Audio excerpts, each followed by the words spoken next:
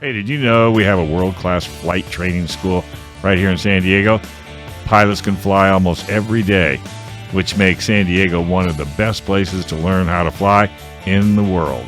Learn to fly with San Diego Flight Training International. Check out this deal.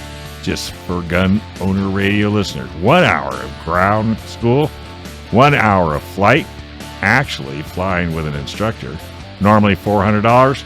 For radio listeners, $350. Getting started is super easy. Give them a call at 858-569-1822 or go to Learn to Fly with STFTI. But I'd call them at 858-569-1822. Learning to fly. Learning to fly. We got to get somebody. I know we've had some listeners that have gone through this, and we got to get somebody on to talk about their experience because I think it's fascinating. What, learning to fly? Learning to fly through their school through. You should do that. Come on, one day. Get you in a little Cessna. I flew a Cessna 172 once. Yeah, I did too. It was awesome. Yeah. All right. Okay, so our next guest is Ken Stretz from Stretz Tactical, and the subject is we're going to talk about training under stress. Ken, you there? Yeah, I'm here, guys. Or training under Stretz, I guess was what we should. I knew you were going to say that, right? I Well, knew you were going to the people I work with at my day job, they'll probably tell you under stress. But, yeah, you stretch them out. Exactly. You know how many times I've heard that play on that? I know. I have zero originality here, my friend. But it's probably well deserved on my part, to be honest. So. And plus, you got to live up to it, so it's all good. Yeah, exactly. Don't want to let people down. No. So talk a little. Let's give some backgrounds for some folks who didn't hear. I know we've had you on before, but for some folks who didn't hear that interview, just talk a little bit about Stretz Tactical and who you are and where you are and what you do. Sure. So I'm Ken Stretz. I own Stretz Tactical. I'm the guy who can't say the name of my company. Stretz Tactical. But you do it well. That's what you get for making fun of my joke right there. Instant karma. Oh, that was a joke?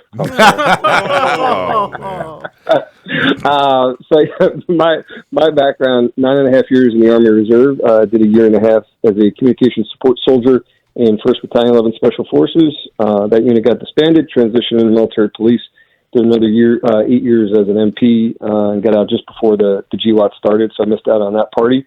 And I've been a cop in New York for 26 years. Started with the NYPD, and since then I've worked at state, county, local level in a variety of different capacities, including SWAT, firearms instructor, started my current agency's first patrol rifle program, done undercover prostitution enforcement, presidential and foreign dignitary security details, done a bunch of different things. It was involved in a line of duty shooting and another incident. I watched another officer get involved in a shooting. I've responded to a lot of shootings and stabbings as a police officer, and I've taken those experiences in the streets of New York, and I've coupled them with having attended over 100 shooting schools on my own as a student, and I've forged them together to create Stretz Tactical, which is a mobile firearms training company. And I'm based in New York, but I do classes in California, Texas, Pennsylvania, New York, Connecticut, pretty much, anywhere. I've done most travel. That's awesome, Ken. And you used a term. It's so funny. You know how you hear a term for the first time and you've never heard it before, and then you hear it like 10 times the next week? So I just learned that the term that you just used, the GWAT, which stands for, have you heard GWAT before? It stands for Global War on Terrorism. Which we won. I don't know if you heard, but under Biden, he said, all right, we won. And then boom. So, I don't think so. Yeah, we won. That's what he said. So I forgot. Yeah, that's what he said. Won. So there it is. No more terrorism. I think Obama pulled back that term at some point. It wasn't politically correct, if I remember right. And that's probably why a lot of people haven't heard of it. Actually, I just heard it Thursday night. We had a guy, a SEAL, come down and talk to us. And he talked about GWAT, and I'd never heard that term before. And then, boom, you used it, and someone else used it too. It's so weird. All right, so talk about training under stress. Why should people inject stress into their training environment when they're learning firearms? Sure. So it may sound like oversimplified to say it, but obviously you get in a use of force or lethal force encounter. You're going to be under stress, right? And there's really no way to fully replicate that unless I started shooting at you and they tell me that's illegal, so I don't do that in my classes. So you have to find other ways to learn how to perform under stress, right? So the first one, and before you get to the learning how to train under stress, you got to have a good, solid foundation of the fundamentals, right? So accuracy, weapons manipulation, and by accuracy, what do I mean? So you just got your permit, you've been doing some training stuff. Where should you be on the accuracy piece before you move on to something else? I would say at 25 yards, if you could shoot, say, 5-6 inch group, you're kind of there. You can still hone it in a little bit from there, or you could put an NRA B8 bullseye up and shoot 10 rounds from 25. If you can shoot, say, a 90% or better, I think you're kind of there on the accuracy piece. And from there, work on your presentations, draws, reloads, malfunctions. Once you have that type of stuff dialed in pretty good, now you start moving into the training under stress. So how do you do that? Well, I'm glad you can, not just to interrupt real quick. I'm glad you said that. I think that's extremely valuable. I feel like people try to go too far too fast, and especially, right, Alicia? Absolutely. I think inexperienced instructors are unintentionally trying to show off. So they go, all right, okay, now you hit the target once. You hit the bullseye one time. So now I'm going to yell in your ear and blow a horn and pull from concealment and whatever. Call you nasty names. Yeah, I'm going to call you nasty. I'm going to push you in front of a car in traffic, and then you have to hit the target. So I'm glad you said that. I think that's an excellent kind of guideline for when you should start doing this type of training. Oh, thank you. Yeah. And it's honestly, it's not just the instructors. We live in the Instagram social media world, and it's an important as a business owner to use social media. Get your name out there or whatever. But as far as like students, sometimes it's an ego-driven thing. My buddy Mike, God rest his soul, passed away a few years ago. He reached out to me. I'd worked with his mom years ago at a sheriff's department, and he's like, "Hey, my mom said you're the guy to come to. I think he'd been shooting like 2 years at the time, had never taken a class, and he's like, when is your next advanced class?" And I'm like, oh boy.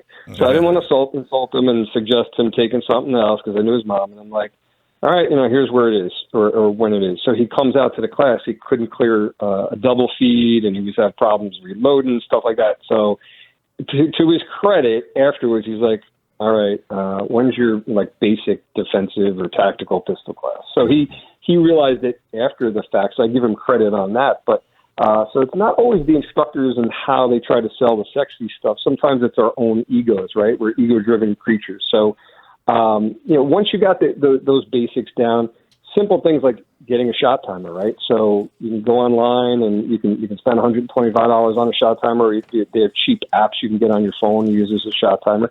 And what that does is it gives you a start time and an end time, and you can adjust them. And you can go online and look at some different drills and some standards out there on one shot from the ready, or one shot from concealment, or a bill drill, which is 6 rounds in under 3 seconds at 7 yards. You can look at some of these drills online and just practice them yourself, or you could take a class with somebody like me. Like I have May 20 and 21. I'll be out there in Pala, California for a 2-day advanced tactical pistol class. We'll be doing a lot of drills on the shot timer. So something like that. Physical duress is another one. You can run around the range. You can grab kettlebells if you got kettlebells at home. And I know sometimes some ranges are limited, so you obviously got to have a gun club or a range that'll allow you to do that. But you can bring your kettlebells to the range and go down by the target line, run up, grab the kettlebells, jog down, jog back up, and then draw and fire under that physical duress. Because that simulate, because when you're stressed, whether you've been moving or not, when you're stressed, you jump up and boom, you jump out of bed because someone's broken into your house, right? Now your stress level is up. Sure. All the same things happen to you, or very similar things happen to you, as when you run a half mile or Sure. do you exert yourself. Your heart rate's up, your blood pressure, everything. All the same things happen, right? Mm-hmm. Adrenaline flows. I can tell you that the line of duty shooting I was in, for over an hour afterwards, I had chest pains. And they put me on an EKG somewhere hour 15, hour and a half mark, and my heart rate was like 110, normal 60 to 80 beats per minute. So that long after, and I was still feeling the physical effects of it. So it's important to do stuff like that, right? Not just because it may look cool or you think it actually has some value, right? So another one is competition, right? And there's always that argument, competition will get you killed in the streets, and it's kind of ridiculous. You're not competing, whether it's IDPA, which is more defensive or tactical based, or IPSC or 3-gun, you're not doing that stuff to learn tactics. You're doing that stuff to learn how to shoot under pressure, right? You know, we have the ego piece, right? You want to shoot really good, and you're going to see other people outshoot you, and you're going to be like, oh my God, they were amazing. How do I get like that? And, you know, so you got the ego piece there, especially if you go with some friends, right? Like, you know, you can talk smack to each other, you know, I outshot you, or, you know, your draw was so slow, you can make fun of each other. It just adds that little bit of stress, right? So competition is a good one. And then probably my favorite is force-on-force training. So for people that are not familiar with force-on-force training, some people use airsoft, but there's other products out there called simunitions or UTMs, basically real guns modified to shoot a detergent, a colored detergent projectile, and you put people in scenarios. You got protective gear to protect your face and your eyes and stuff like that. And you put you in a scenario like you're in a supermarket and someone comes in and robs it, or someone tries to carjack you, or home invasion or whatever, and see how you do in those situations. And what I like to do when I teach those classes is throw in curveballs. Here's a situation you shouldn't have shot at all, or maybe, yeah, you could have shot, but maybe it would have been better to be a good witness, or you're focused in on this guy and you didn't see there was another guy there. And that's really, I think, where the rubber meets the road, not just for the stress piece, but all of your firearms training.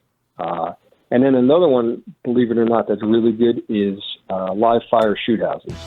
And not a lot of people offer them, but when you get in a shoot house and you're moving around and you get different things to look at and think about, your accuracy really falls apart if you don't really dial yourself in. So, Ken, what's your website? Because we want people to join you in May when you're out here. How do people find that? Sure, it's StretzTactical.com. That's STRETZ Tactical.com, and they can just double click on the training page. And it's May 20 and 21st, Pala, California, out of Christensen Combatives, 2-day advanced tactical pistol. Thanks for watching this clip from Gun Owners Radio. You can watch us live every Sunday from 4 to 6 p.m. California time, right here on our YouTube channel, or if you're in the San Diego area, you can listen to us on 1170 a.m. We're also available on your favorite podcast platform for free. Don't forget to like and subscribe so that you can help restore and protect the Second Amendment, not just in California, but across the country.